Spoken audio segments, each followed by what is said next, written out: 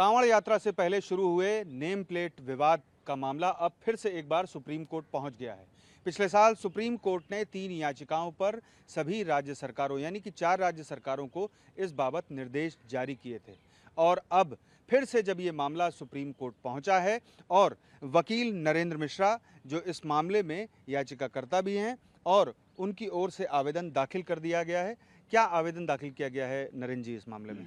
जो पिछली petition writ petition civil थी, जो कि आप लोगों को सबको पता है हरकेश राय की बेंच थी। यस, तो उसमें 22 जुलाई को सुप्रीम कोर्ट के डबल बेंच ने एक ऑर्डर पास किया था, जिसमें पूरे भारत देश को उस ऑर्डर को एग्जीक्यूट करने के लिए डायरेक्शन जारी किया था। उस ऑर्डर की जो लाइनें हैं मैं आपके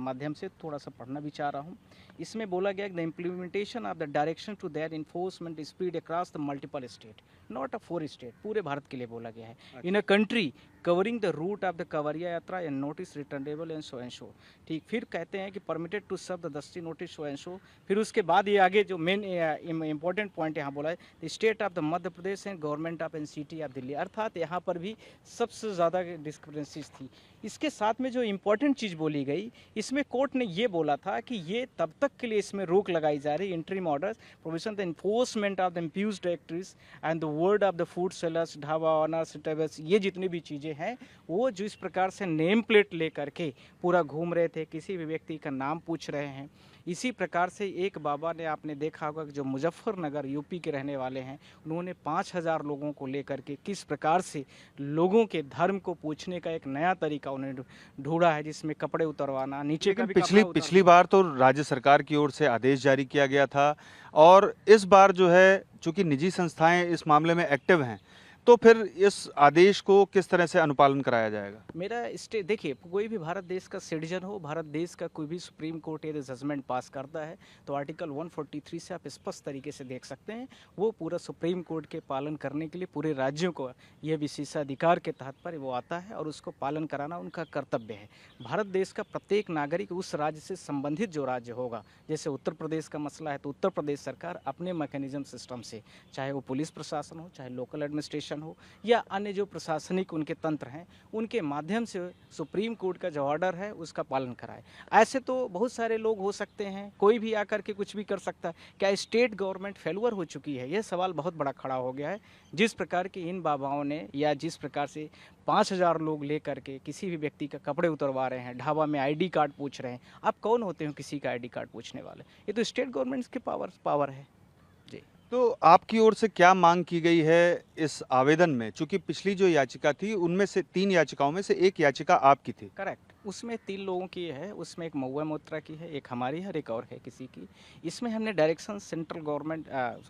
सुप्रीम कोर्ट से डायरेक्शंस के लिए बोला है कि स्टेट गवर्नमेंट्स को और साथ में सेंट्रल गवर्नमेंट को भी, जहाँ जैसे टेरिटोरियल स्टेट जो हैं वहाँ पर भी उनको भी डायरेक्शन जारी करे कि इस प्रकार की जो घटनाएँ हैं वो उसमें पूरे तरीके से कंट्रोल की जाए। साथ ही साथ में सुप्रीम कोर्ट का जो 22 जुलाई वाला 2024 का हरकेश राय की जो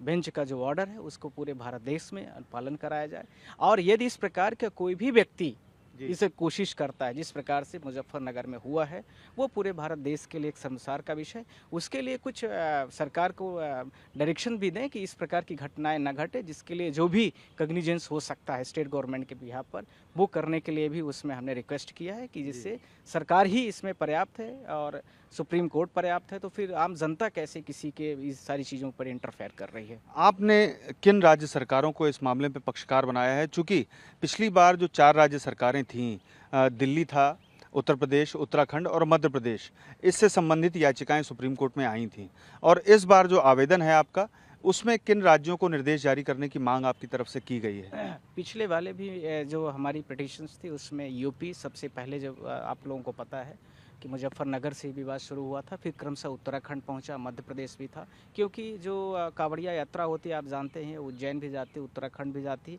और उत्तर प्रदेश में भी जाती, पर वाया रूट दिल्ली भी है। तो दिल्ली भी गवर्नमेंट ने, सुप्रीम कोर्ट ने उसमें ऑर्डर में कर लिया था कि एनसीटी दिल्ली भी कवरेज है, पर हमारी पिटीशन में पार्टी वो नहीं थी, तो हमने एडिशनल पार्टीज़ फाइल करने का लिए उसमें एक आवेदन अलग से भी लगा दिया है कि एडिशनल पार्टीज़ जो है तो इनको बनाया जाए और भी स्टेटों में, जिससे इस प्रकार की घटनाएं न घटें। और भारत देश में इस प्रकार की घटनाएं बढ़ रही हैं, कुछ और भी राज्यों के नाम आ रहे हैं, तो इस प्रकार से जहाँ जैसे धर्म के हैं, जैसे कांवड़िया यात्रा है तो कहीं पर कुछ और है, तो नेम प्लेट वाली, साथ में कपड़ा उतारने वाली, साथ में यदि कोई भी व्यक्ति वर्क प्लेस में कहीं भी जा रहा है तो उसमें डिस्क्रिपेंसीज जो आ रही है, आर्टिकल्स 19, 21, आर्टिकल 25, 26, उसमें स्पष्ट लिखा है कि किसी व्यक्ति को सेक्स, रेस, मतलब जाति और धर्म के आधार पर उसका इस प्रकार से कुछ भी नहीं किया जा सकता है। तो जिसका ये पूरी तरीके से जो भारत देश का मूल संघीय ढांचा है, जो भारत देश के प्रस्तावना में सारी चीज़ें दी गई हैं, उनका पूरी तरीके से या जो करंट लोग कर रहे हैं वो उसको